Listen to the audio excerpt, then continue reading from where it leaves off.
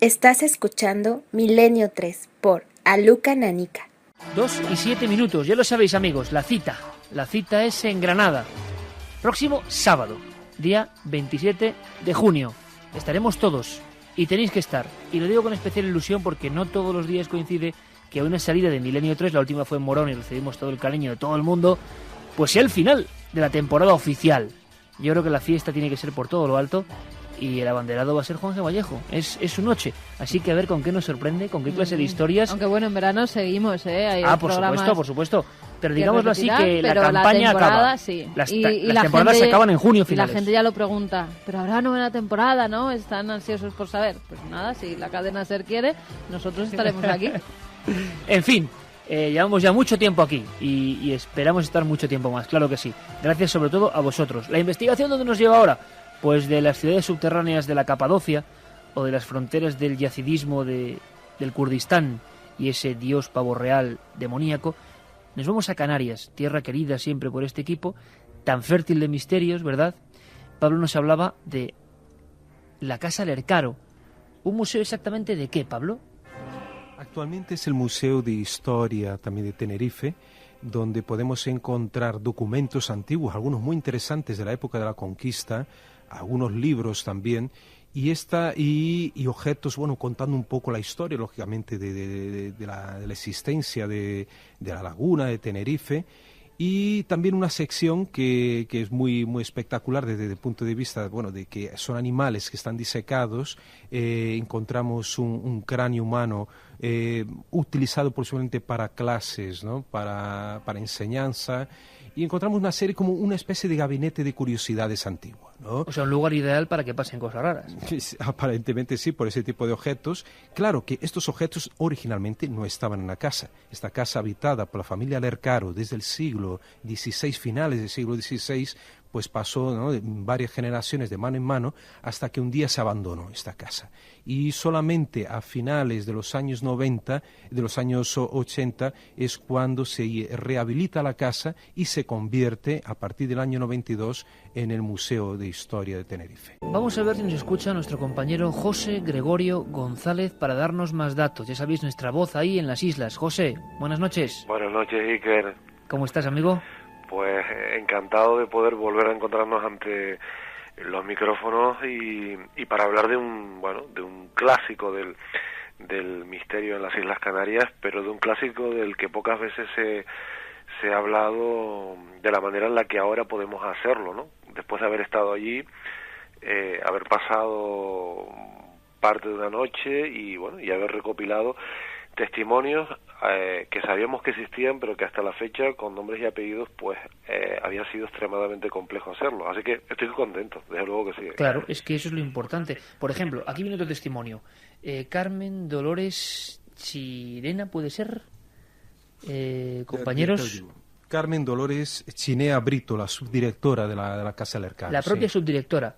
Escuchad un momento, para que nos pongamos un poco en circunstancia de lo que nos cuentan, y que, como decía José Gregorio González, con nombres y apellidos, las historias tienen un empaque, ¿no? Las personas son responsables de lo que dicen y lo que han visto. Hemos escuchado a personas de seguridad que hablan de otros compañeros que han visto una escena como...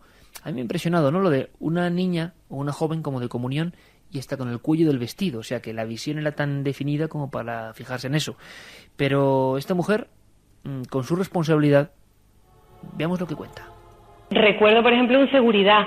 Nosotros tenemos vigilancia, sistema de seguridad, ahora mismo 24 horas, en su momento solo era seguridad nocturna, y fue un seguridad de noche que dijo que se había asustado porque había visto una mujer en el patio.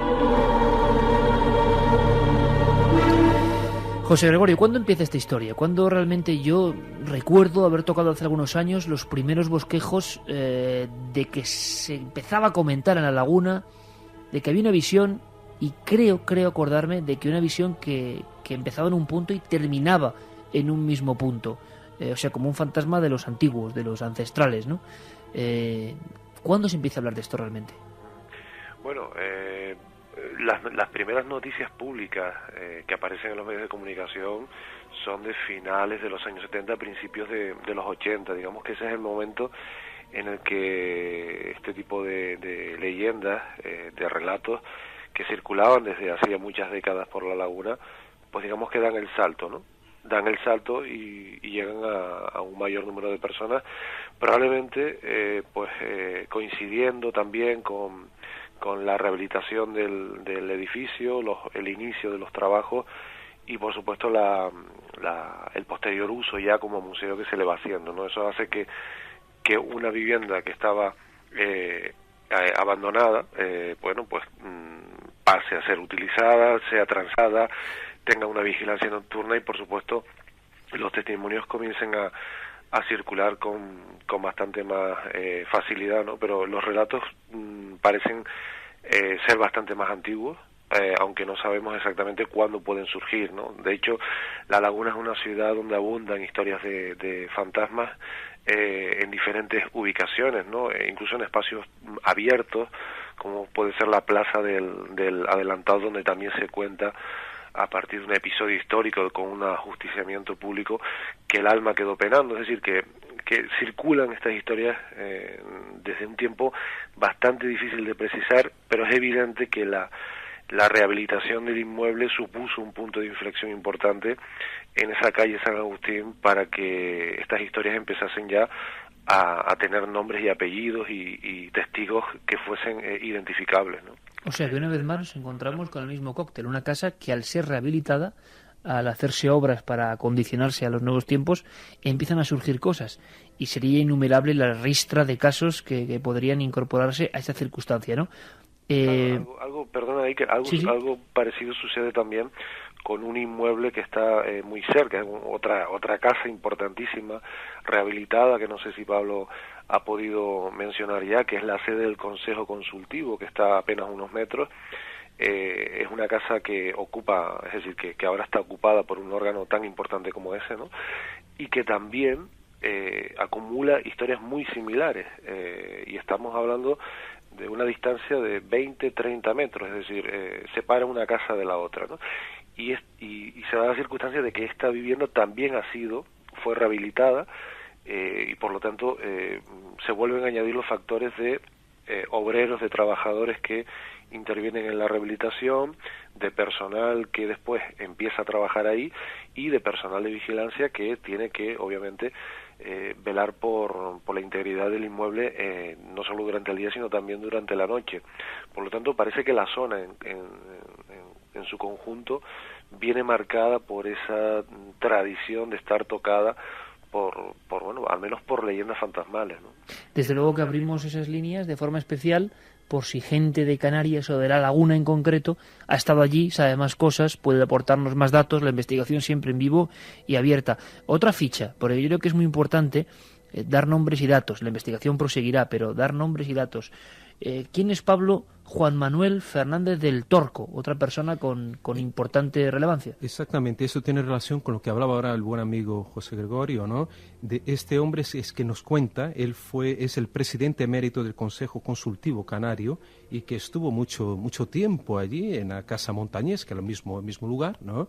Y tenemos un corte, si no me equivoco lo pasé a Carlos Largo, tenemos el corte de él hablando justamente de estas reformas y de estas personas que vieron, incluso que se acercaron a él muy asustadas, que habían visto algo y habían presentido algo raro en aquel lugar. En algunos momentos hubo personal del consejo que me decían que ellos oían ruidos extraños. Evidentemente, unos decían sí, otros decían que no, y entonces planteamos el tema. Yo incluso una noche, encontrándome trabajando en el consejo, un guarda se me puso absolutamente nervioso porque dice que había oído un ruido. Yo me moví por el consejo, evidentemente, pensando que podía ser algo extraño. Y estaba en ese momento saltando el fax, remitiendo otro consejero un parecer del dictamen. Precisamente la próxima semana que estamos en Granada, en ese Palacio de Exposiciones o Feria de Muestras de Granada, en Armilla, reabriremos algunas cosas, evidentemente, del caso Diputación de Granada, porque es el gran clásico, y aquí hay elementos que se corresponden, ¿no? Los obreros son los primeros que informan, pero curiosamente se mezclan a los propios funcionarios en esa especie de caldo de cultivo del miedo, de la incertidumbre. ¿Hay alguna historia, Pablo, que pueda unir a esa muchacha que parece que muchas personas han visto, que es lo raro, con alguna historia en esta casa? ¿Tiene algún origen, tiene algún porqué, o no se ha llegado a hilar tan fino? Bueno, consultamos también a la subdirectora del Museo de Tenerife, y ella nos contó que estuvieron investigando si había, digamos, un origen para el fantasma, ¿no? Entonces se habla que de una tal Carolina Lercaro Justiniano, una joven que se hubiera matado, se hubiera suicidado hacia, digamos, o finales del siglo XVI, principios del siglo XVII, por una cuestión de que ella era obligada a casarse con un noble que ya no amaba. Todo impuesto por las familias, lógicamente, como era muy habitual en aquella época. Y esta joven, entonces, viéndose encorralada en una situación en que ella no podía tomar una decisión por sí sola, en este caso, pues ella se arroja a un pozo, a un supuesto pozo que existiría en la casa del Lercaro, y ahí se mata.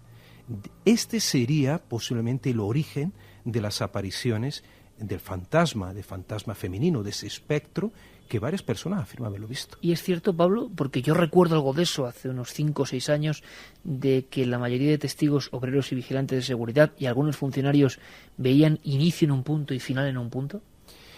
Pues puede ser. La cuestión es que, por ejemplo, como hay testimonios de que es un espectro tan definido, como habías dicho antes, de una chica, una joven, con una ropa, incluso hablan con un detalle de un cuello alto también, ¿no? Toda vestida de blanco.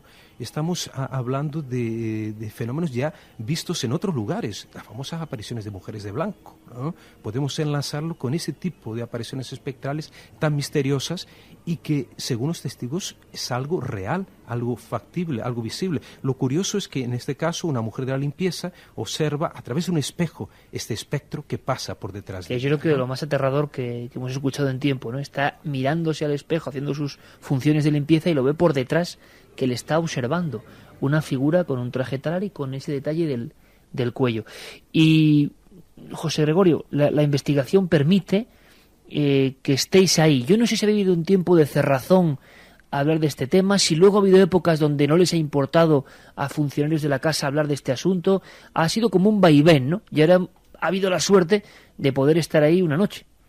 Sí, vamos a ver, la situación no debe ser muy sencilla de administrar para los responsables del museo, ¿no? Ante todo es un museo de historia que lo que pretende, lógicamente, es divulgar la historia de Tenerife desde la conquista hasta la actualidad, y bueno, y contar cómo ha sido la evolución de la población, de la economía, etcétera, etcétera, ¿no? Y eso es lo que se ve en el museo.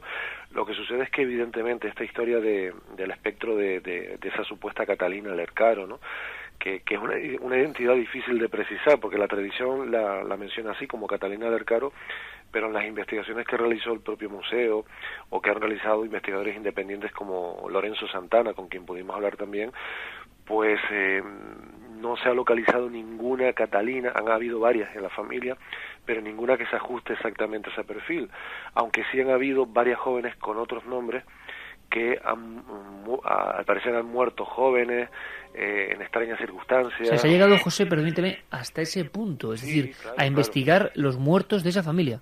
Claro, intentando investigar en los archivos de las parroquias más antiguas de La Laguna, para ver las partidas de nacimiento, las partidas de defunción, e intentar identificar, buscar un origen a la leyenda en el árbol genealógico de esa familia, ¿no? Y al menos había 2 candidatas que podrían ajustarse, e incluso una de ellas parece ser que tuvo un matrimonio poco agraciado, fue abandonada, y quizás esa podría ser la candidata más factible, pero no se llamaba Catalina. Creo recordar que no recuerdo el nombre. Era Úrsula, ¿no, José Gregorio? Que nos hablaba, que gracias a ti conocimos a Lorenzo Santana, esta persona extraordinaria, un gran investigador que escribió un libro, además, El secreto de los Lercaros, criptojudaísmo en el arte canario. Lo tenemos aquí, sí, señor, una investigación sobre esa vía familiar, que es Exacto. increíble. Y habla de una tal Úrsula Lercaro Justiniano, que nació, incluso él consigue, Lorenzo Santana, buscar los documentos en que encuentra que ella nace en La Laguna en 1695 y fallece en 1725. Y como dijo José Gregorio, ella muere en circunstancias extrañas. Parece que el marido se casa, se iba a casar con el marido, al final el marido no se casa físicamente con ella, sino por poderes. Esta mujer muere al cabo de 2 años, de unas circunstancias misteriosas, nadie sabe exactamente cómo, de forma brusca. Y después la otra mujer que se casa con con el viudo de Úrsula, muere enloquecida. Y entonces eso hace sospechar a Lorenzo Santana de que hubo algo más, de que estas mujeres pudieron haber sido asesinadas de alguna forma.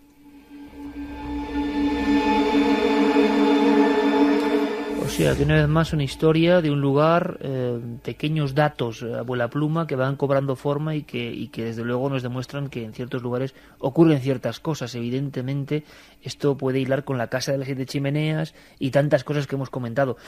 Pero la noche de investigación, José Gregorio, arrojó algunas sorpresas. Imagino que el protocolo inicial sería prácticamente el de siempre, elegiríais el lugar donde estas presencias eran más habituales y ha habido alguna sorpresa por investigar, eso está muy claro y lo dejamos diáfano, ¿no? Pero sorpresas. Sí, la verdad es que, hombre, nosotros todavía no lo tenemos demasiado claro y por eso está bien que matices que está todavía por analizar lo que allí pudimos recoger, ¿no? No fue sencillo conseguir la autorización por parte del museo, sí que es cierto que hay una normalidad o cierta normalidad a la hora de hablar de este asunto, porque los visitantes preguntan de vez en cuando por el mismo, incluso los guías, no los propios guías del museo, sino los guías de La Laguna que visitan el museo con grupos, pues suelen, digamos que hablar del asunto, ellos intervienen de vez en cuando, pero al final, después de etapas, como tú decías antes, en las que ha habido mayor apertura y otras en las que se han cerrado en banda, finalmente aceptaron que pudiésemos estar allí y que con técnicas no invasivas que no afectaban para nada a la integridad del edificio, porque es un bien de interés cultural y eso debe quedar también muy claro, ¿no? Pues realizamos una serie de pruebas, las rutinarias, grabaciones, fotografía, filmación nocturna, hicimos mediciones de temperatura, de humedad, intentando encontrar algún tipo de parámetro o variable que nos pudiese dar una pista, ¿no? A fin de cuentas una casa restaurada, mucha madera. De hecho, el personal del museo atribuye muchos de los fenómenos a la sugestión provocada o que puedan haber provocado, el crujido de la madera, los espacios vacíos, la soledad, etcétera. Pero claro, esto lo atribuyen quienes no han experimentado y quienes no han protagonizado ninguna experiencia, ¿no? Personas que llevan muchos años y que no han sido testigos y que interpretan que lo que han podido vivir otros sea fruto de la sugestión o en fin. Pero el caso es que sí, que realizamos pruebas allí, Iker, y que en las grabaciones conseguimos una incursión que se repite en varios momentos bastante peculiar. No se trata de una voz, se trata de un sonido perfectamente audible que yo no sé si lo tenemos ahí para escucharlo vamos a escucharlo y después lo explicamos, sí, porque es que es muy pero sería como una especie de, lo hemos definido antes como una rueca. Sí, es que esa fue la primera impresión que tuve al escucharlo. Parecía como una rueda, algo que con algún dispositivo de resorte o algo giraba y volvía a su sitio.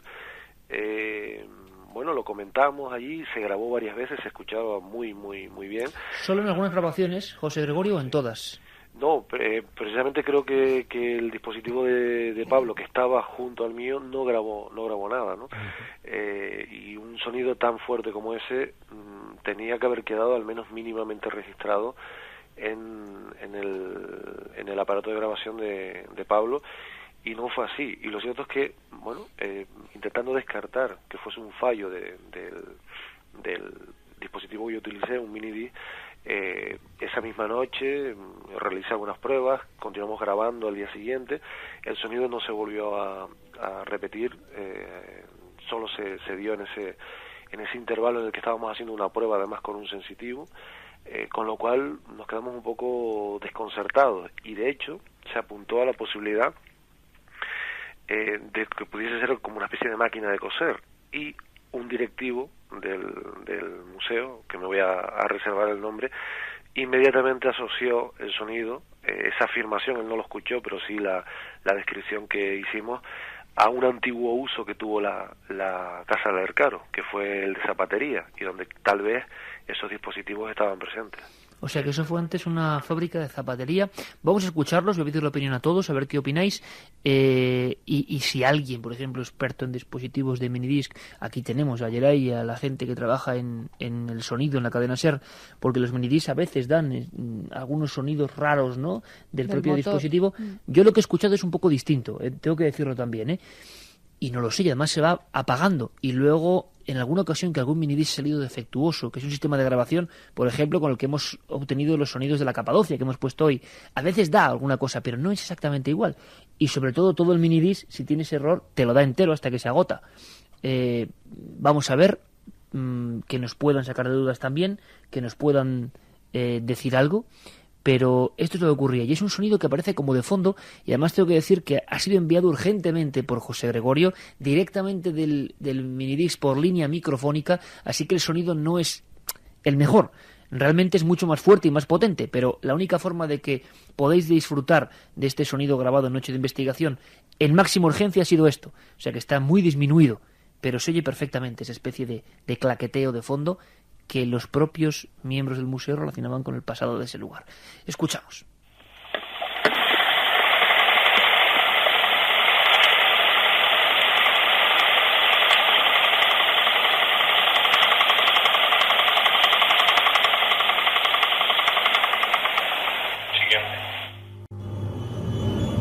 Ahí teníamos una grabación, creo que hay otro documento, que además lo raro, porque a mí me ha ocurrido en alguna ocasión, he utilizado minidisc en los últimos 12, 13 años, y alguna vez ocurre que se reproduce un clac, clac, clac, clac, clac, clac, pero que no se agota de esa forma, y que, como repito, el minidisc en su sistema lo contamina, si es el aparato o es el propio disco. Pero me ha sorprendido que parece que se oye, sube y luego baja hasta agotarse. Escuchamos de nuevo.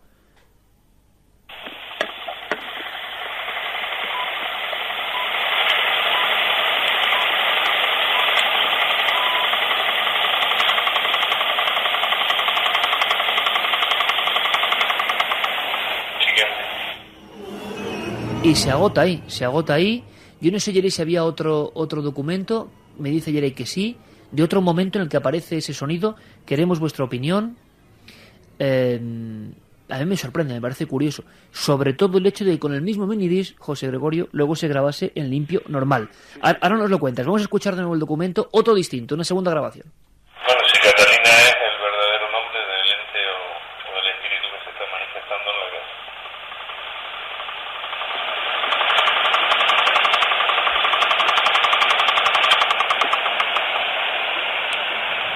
Y se agota en seco, Lo que ocurre siempre, por lo menos nos pueden quizás sacar de dudas, lo que me ha ocurrido a mí en alguna ocasión es que ese sonido es constante, permanente, durante toda la grabación, por un error en la lectura.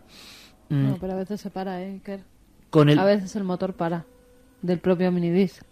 Sí, pero en la grabación no, tienes que parar tú. No, en la grabación hemos hecho grabaciones donde el motor en un momento dado no es que vaya disminuyendo como aquí, para. Acuérdate, en unas que hicimos...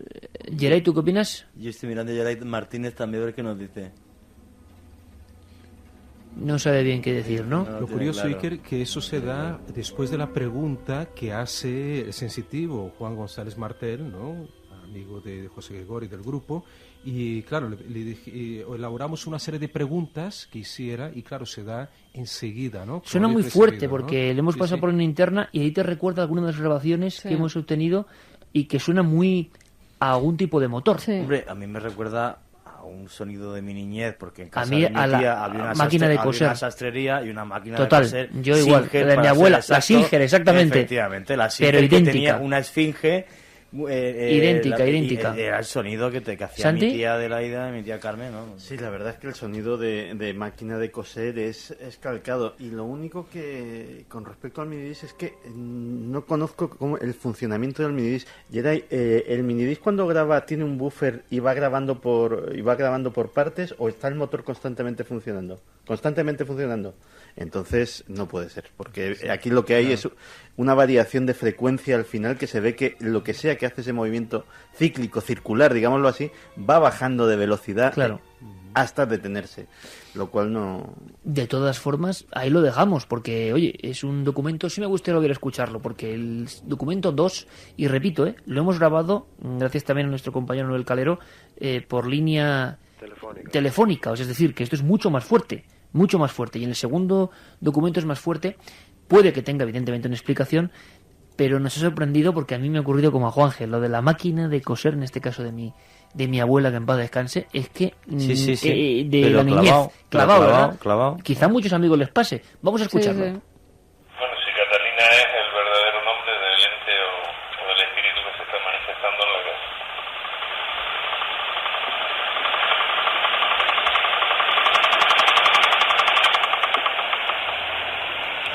Y para y la grabación continúa, que es lo curioso. Para casi en seco y la grabación continúa. Y importante, Iker, también que llevamos un control externo de todos los ruidos que habían exteriores. Entonces, Fernando Hernández, nuestro amigo también del grupo, pues estuvo apuntando cualquier ruido externo. Si, por ejemplo, hubo un momento que sonó el teléfono en la portería de recepción de madrugada, y eso lo apuntamos, ¿no? Para saber que en aquel momento había una interferencia externa. Y no, en ese momento no había ese tipo de interferencia. ¿Qué decía este hombre? Lo relacionaba con un pasado, entonces, una zapatería. Sí, bueno, vamos a ver, cuando describimos una vez que habíamos terminado prácticamente ya la velada allí, estábamos recogiendo el material, comentamos la incursión de ese sonido con uno de los responsables del museo, que se había incorporado para verificar que todo había ido bien y que, en fin, que habíamos tenido todas las facilidades, ¿no? Y fue la descripción que hice, no se lo pusimos en ese momento, pero la descripción que hice del sonido, esa relación como de una rueca, como de algo a lo que se le daba cuerda y poco a poco iba ganando y perdiendo finalmente velocidad, pues en un momento determinado él lo primero que dijo instintivamente es que el lugar había sido sede de una zapatería, ¿no? Hay que tener en cuenta que antes de ser museo, esa vivienda, y además de ser casa familiar, ¿no? Cuando se construye por parte de los Lercaro, llega un momento determinado, a finales del siglo XIX, principios del XX, que ya tiene otro tipo de usos, llega a ser incluso la sede de una facultad de la Universidad de La Laguna, la sede también de un destacamento militar, y hay un momento concreto en el que la vivienda, es decir, el edificio, es ocupado por pequeños negocios, ¿no? Y uno de ellos era una zapatería, ¿no? Una cosa, José Gregorio, luego tú grabaste y no sale ese sonido fuera de allí. No sale. No sale con el mismo minidisc y el mismo dispositivo.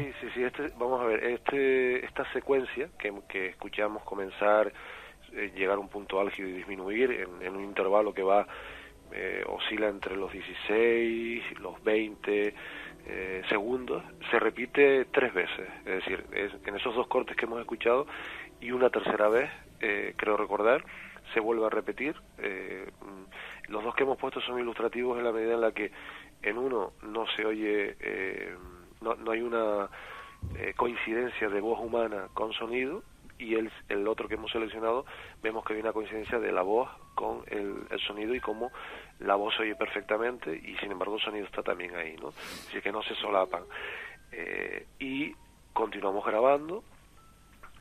Al día siguiente terminamos de recoger testimonios con el mismo minidisc, y obviamente yo he realizado no sé cuántas pruebas, pero con el mismo minidisc, reproduciendo las circunstancias.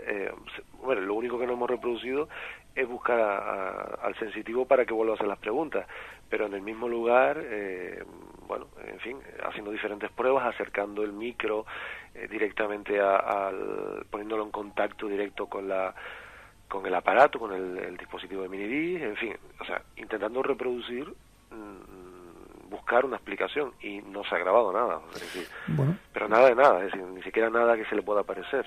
Bueno, y eso, José Gregorio, lo grabamos en el famoso pasillo que da a la entrada de la antigua cocina de los Lercaros, que es ahí donde la mayor parte de las personas dicen que perciben algo raro, tienen dolor de cabeza, sienten olores incluso como a pescado, en una zona en que no hay pescado, ¿no? Y justo en ese lugar, por eso elegimos, me parece, en aquel momento, ¿no, José Gregorio, este sitio?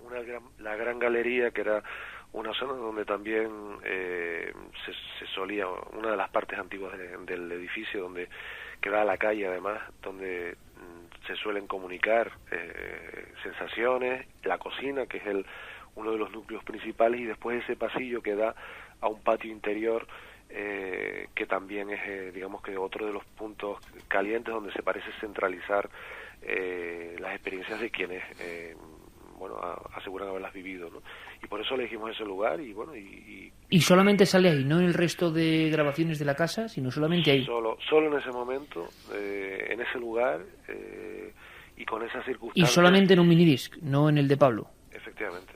Bueno, sí, pues porque inmediatamente yo recuerdo que Pablo lo comprobó sobre la marcha y no había, él no había recogido nada. Por lógica, es decir, siendo lógicos, habría que decir que al ser un sonido mecánico tendrá que tener algún origen puramente mecánico, puramente repetitivo, y que posiblemente el minidisc, que es un sistema que da algún que otro problema, en ocasiones da ruidos raros, en ocasiones habría que achacarlo. Eso sería lo lógico y lo racional. Y luego, si alguien nos puede sacar de más dudas, pues es interesante que se haya apuntar una ahí. posibilidad. No sé dónde pusisteis, dónde estaban puestos, José Gregorio, los minidiscs. ¿En el suelo? ¿En algún...? No, estaban en una mesa y aislados dentro de una caja también. Improvisamos una caja que es una jaula de Faraday, que justamente para evitar interferencias electromagnéticas recubiertas con papel aluminio. Nos dicen desde Tenerife Luis y Yaiza que justamente se están realizando unas obras con grandes máquinas en la ciudad de La Laguna, que además son colindantes a la calle del museo, que podía ser... Pero era una de la madrugada que grabábamos, a la una y algo de madrugada. A esas horas imposible. ¿Qué más dice la gente? ¿Saben de esta historia? Pues nos dicen, parece el sonido de una máquina de coser antigua, nos lo decía Fina, cinta rebobinándose hasta que termina al principio del cassette. ¿Es que alguno grababa con cinta analógica? No, minidisc. Pues le recuerda a eso. A mí ese sonido me recuerda al de una máquina de coser antigua de pedal. Sí, que es posible que se usase en zapatería, nos dice Betty. Sergio de Cádiz, técnico de electrónica naval, y he escuchado el ruido del minidisc. Eso suena más a una máquina de coser antigua que al ruido del motor del minidisc. ¿Y quién decía esto? Nos lo decía Sergio, que es de Cádiz y es técnico de electrónica naval. Pues muy interesante. Yo estuve en Casa Lercaro de visita y es impresionante. Se respira algo siniestro allí. ¡Qué angustia! Tiene un pozo en el patio exterior. Buenas noches, milenario. Soy vigilante y no trabajaría en un edificio de esos de noche, claro. Gracias por esta noche tan emocionantes. También nos dicen mucha gente que va a ir a vernos a Granada el próximo sábado. Y también que no conocían la leyenda de la Casa Lercaro. Que no lo conocían gente algunos, que vivía en sí. Tenerife. Bueno, la idea es, eso es lo importante, dar nuevas alas, la investigación continuará. Nos gusta mucho que gente, por ejemplo, este técnico, también nos aporte su opinión. Santi y Geray, poco a medias, también daban un poco la clave de la dificultad para ese sonido, y lo lógico sería que la investigación continuase y despedirlo de nuevo con el sonido. Geray, claro que sí, vamos a ponerlo en el aire, porque a todos nos ha venido a la memoria, ¿no?, lo que es el inconsciente colectivo de algunas cosas, ¿no? Y seguramente en la niñez muchos hemos visto esas máquinas de pedal metálico, ¿verdad? O de que se propulsaba y con un sonido, ¿verdad? También, sí, tan peculiar, cling, cling, cling. en esas salitas que se utilizaban para coser, que las abuelas utilizaban para coser y que ya no existen casi, ¿no? Esas salas. Y uno de verdad parece que está escuchando esa crónica antigua. Bueno, si Catalina es el verdadero nombre del ente o del espíritu que se está manifestando en la casa.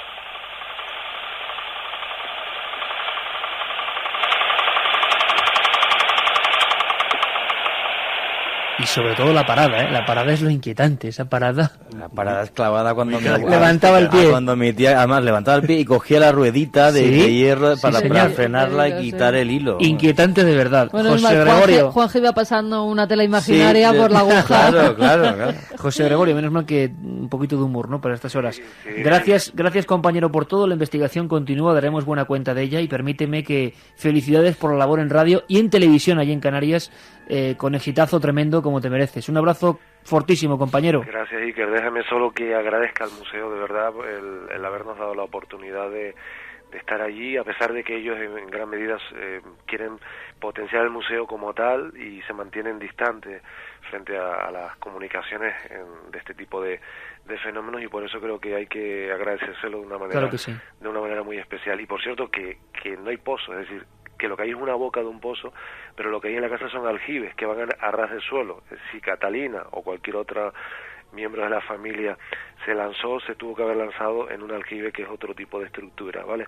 Que es un dato interesante, porque sí que hay una boca de pozo, pero está ciega, y claro, eso evoca la imaginación, estimula la imaginación, pero la versión del ahogamiento es anterior a la colocación de esa boca, por lo tanto la leyenda es anterior a la introducción de ese elemento decorativo ahí. José, un abrazo muy grande, amigo, muchos éxitos, y un abrazo muy grande también para la familia de Canarias, ¿eh? Gracias, amigo, un abrazo a todos. La investigación siempre en vivo. Y ahora vamos a pasar rápidamente, a decir ayer ahí, de estas máquinas casi antediluvianas ya, a un sonido de videojuego, por algo. Un día mencionamos, va de otro tema, pero el Crazy Climber. Hay un documento que pone Crazy Climber y que en honor a Santi Camacho lo vamos a poner ahora. Pablo, como siempre, compañero, que es un placer. Canarias, tierra absolutamente, decíamos, fértil de misterios, y misterios que a veces tienen nombres, apellidos, testimonios y sonidos. Qué maravilla, amigo. Sin duda, y agradecer a estos amigos canarios, mis hermanos canarios, como José Gregorio, David Heilen, ¿no? Fernando, Nando, gente maravillosa y que realmente hace un trabajo muy serio, y ahora también en la radio autonómica allí de Canarias, con el nuevo programa de radio sobre la isla de San Marondón. Y bueno, agradecer a todos ellos, y especialmente, como he dicho, a la gente del museo. Nos costó un poquito, bueno, les costó a José Gregorio, que estuvo persistente en el tema desde hace bastante tiempo, ¿no? Y agradecer a los directores de la Casa del Arcano. Un abrazo como siempre, Pablo. Muchas gracias, amigo. Gracias, amigo. Vamos a hacer una cosa, nuestro momento nostalgia, y vamos a romper la tercera hora. Vamos a tener una entrevista que yo creo que va a ser sensacional. Permitidme la palabra, porque pocas miradas, pocas historias, pocas mentes prodigiosas como la de José Mir Rocafort. Quizá muchos jóvenes no les diga nada este nombre.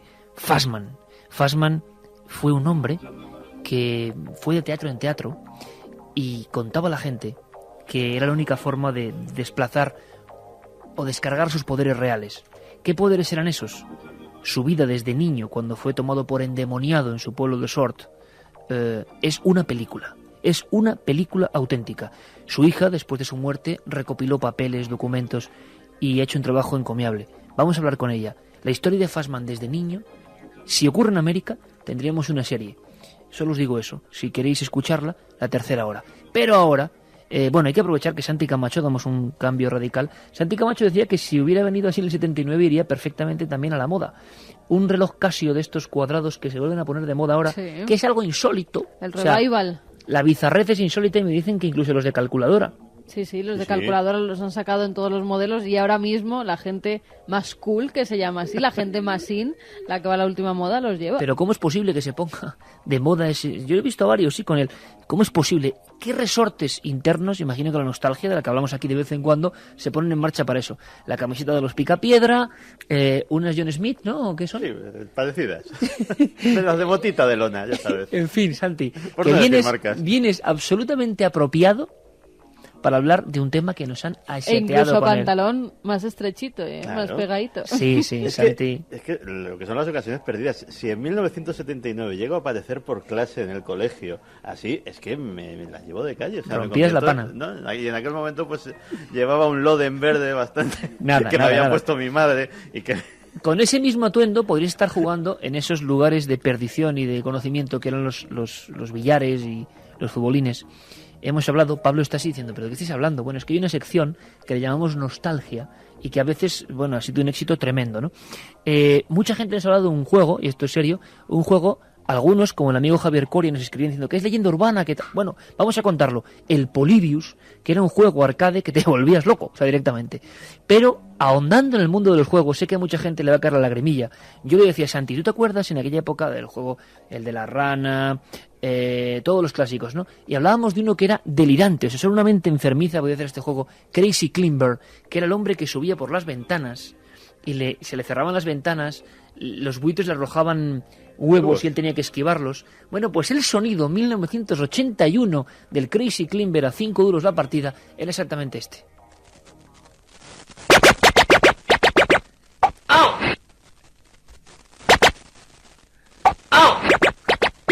Ahora muchos seguro que se han acordado, ¿verdad? Un individuo que limpiaba las ventanas y se oía. Bueno, esta sería la versión lúdica, ¿no? Crazy Climber. En la misma época surge una historia, que no sé si es verdad o no. Nos han llegado cientos de mensajes. En internet se habla de la máquina maldita probada para manejar el cerebro humano, el Polybius. Y creo, falso o no, que hay un sonido de Polybius. El sonido sería, Geray, este.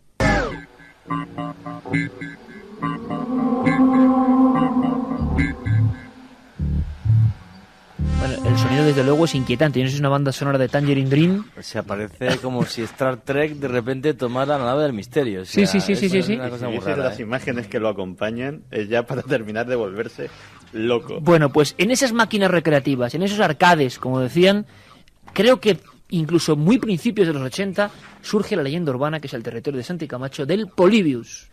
Pues si de estos encargos que me haces tú de vez en cuando, este ha sido de los más complicaditos. He tenido que recorrerme buena parte de la red, echar mano a libritos de leyendas urbanas y hasta contactar con algún amigo de Santi de Allende los Mares.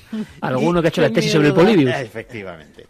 Y hay mucha leyenda urbana, de hecho casi todo, absolutamente casi todo lo que se puede leer en internet entra dentro de esa categoría, pero hay algún puntito verídico que diremos al final. La leyenda del Polybius surge en 1981 y habla de que en un suburbio de Portland, Oregón, aparece una máquina, una misteriosa máquina, que automáticamente en los recreativos del lugar empieza a generar verdaderos fans, verdaderas colas interminables de gente que iba allí para jugar. Pensemos que el mundo del videojuego para los más jóvenes era muy diferente. Nadie, absolutamente nadie tenía una consola en casa. Había que acudir a los bares, a los recreativos, a echar la moneda de 5 duros, 25 pesetas, que a veces era la paga semanal de un chaval de la época, y era la única oportunidad que tenías de jugar a aquellos aparatos fascinantes y muy nuevos en aquella época. Pues el Polybius parecía algo revolucionario. Eran gráficos vectoriales, la nave era una nave que no se movía, sino que era el escenario el que rotaba a su alrededor.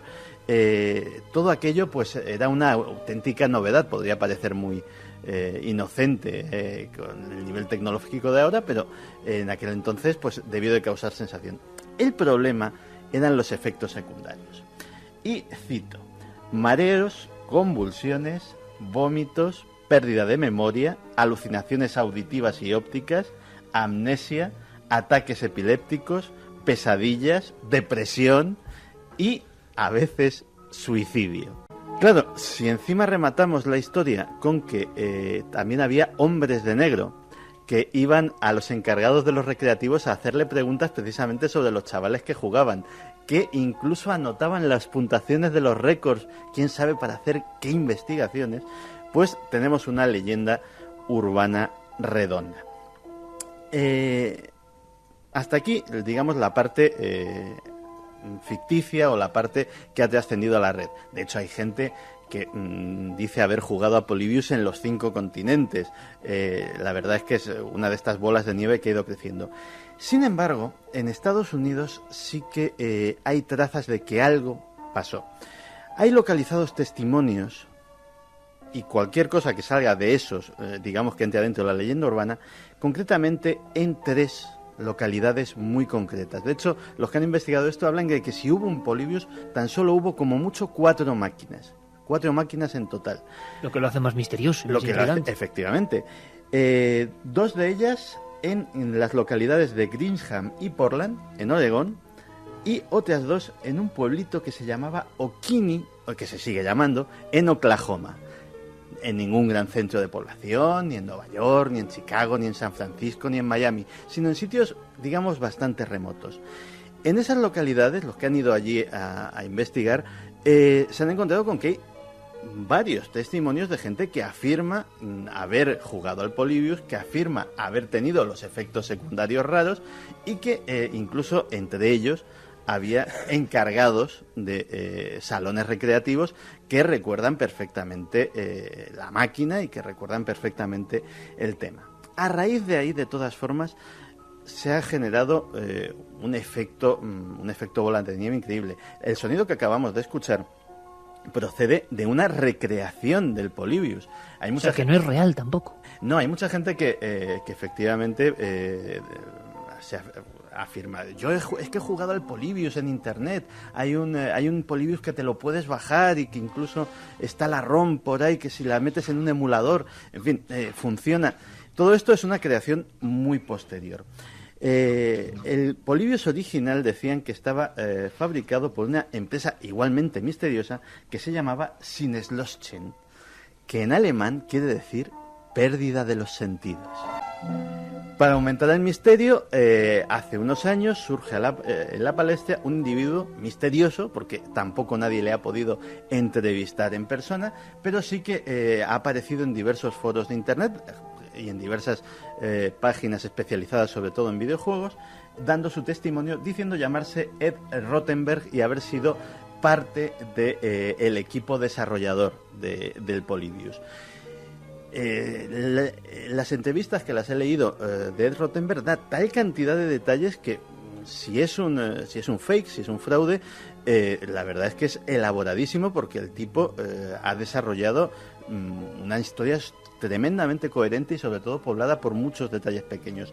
Según él, ellos trabajaban para una empresa de videojuegos mucho mayor, eran una empresa de videojuegos independiente y directamente seguían instrucciones de hacer un juego con determinadas características. Cuando en uno de estas localidades murió víctima de un ataque epiléptico una de las personas que jugaron, fue cuando decidieron retirar a toda marcha aquella máquina de allí. Realmente eso tiene cierto fundamento, no está muerta, que no está ni mucho menos comprobada, pero sí que por la misma época la compañía Atari sacó un juego que se llamaba el Tempest. El Tempest tiene un aspecto muy similar... Tenía que ser Atari. Sí, tiene un aspecto muy similar a lo que se dice del Polybius, y generó, y esto sí que está documentado, múltiples ataques de epilepsia entre los que lo jugaban, mareos, vértigos, etcétera, etcétera, porque era un entorno tridimensional que la gente tampoco estaba acostumbrada. A lo mejor con la cultura de la consola y del videojuego que hay ahora, la gente no tendría los mismos efectos, pero en aquel momento era algo muy novedoso y mucha gente sufrió esos efectos secundarios. Y fíjate que hablando de Atari, también es curioso que en aquella misma época Atari tenía un contrato con el gobierno de los Estados Unidos para desarrollar una serie de software, entre comillas, educativo, que nunca se averiguó en qué consistía. Sí se supo una parte de él. Por ejemplo, se supo que Atari desarrolló un simulador del tanque Bradley para que los soldados que iban a funcionar con ese tanque, que iban a operar en el campo de batalla, pues antes de hacer sus prácticas con un tanque de verdad, el consiguiente peligro y poder dañar el aparato, pues se entrenasen con este simulador del tanque. De ese contrato con el gobierno de los Estados Unidos es lo único que ha trascendido. El resto de los programas que se desarrollaron eran secretos, y quién sabe si uno de ellos se llamaba Polybius.